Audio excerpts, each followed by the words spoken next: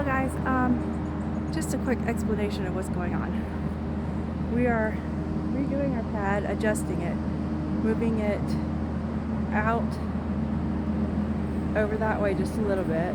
So what he's doing is, what's there now is he's lifting it up because we have an underlayment that we want to put underneath it that's going to help with erosion and all that stuff, so that when water gets down there, it's not going to just start sinking and stuff. So he's lifting out what we already have, moving it up, and then we'll put that down, and then we'll take this new gravel pile and we'll spread that out underneath over it and move it out this way to make it bigger. We can't go any further this way, so this side will be left alone, and we don't want to come out any further this way, so this will be left alone. So we're going to go out that way where he's working now, and then back towards the woods a little bit.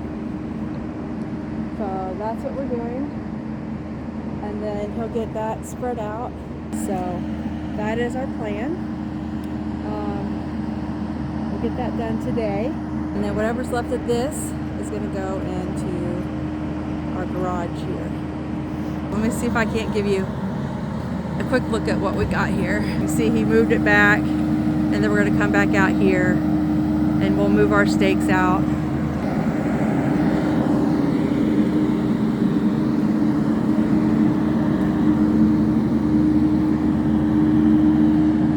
And then this stake, well, there'll be these, there's one over there too, those will be moved in. We're not moving any of this dirt or any of this dirt. So there you have it. Hope you enjoy him playing with his new toy. I'll be back.